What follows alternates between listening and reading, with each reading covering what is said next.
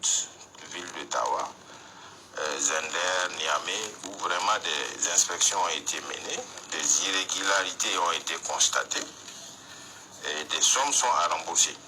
Voilà, donc une fois que nous avons justement le retour de ces inspections, nous les donnons à la CODEF qui ensemble donc essaie de trouver la solution qu'il faut par rapport donc à cette situation. D'accord. Donc, j'ai besoin de vous donner un peu les chiffres. Dans tous les cas, c'est des enquêtes. Ah oui, bien voilà, sûr. Donc, mais les rapports ne sont pas définitifs. Oui, il y a des définitifs, il y a des provisoires. Voilà, donc les définitifs ont été rendus à la COLDEF.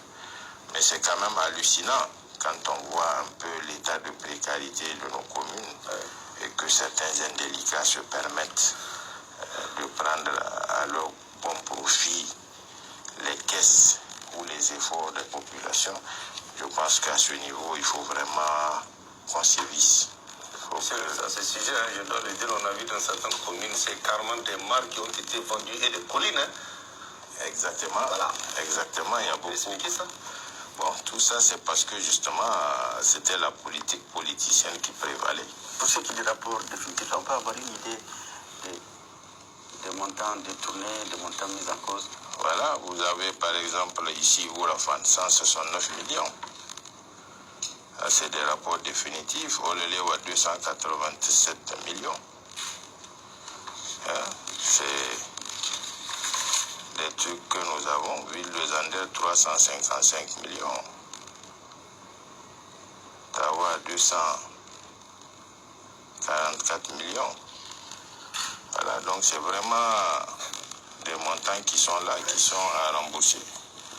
Les gens ont cru faire de ça des deniers publics ce qu'ils veulent. Et puis bon, malheureusement, je pense que ça, nous sommes dans cette droite ligne de pouvoir vraiment rendre compte exactement au peuple nigérien de ce qui est fait de ces deniers pour que nous puissions prendre le bon exemple et que les nouvelles autorités investies puissent vraiment travailler dans la droite ligne et dans l'esprit de ce qui a été, qui est la vision donc, du chef de l'État, une gouvernance vertueuse.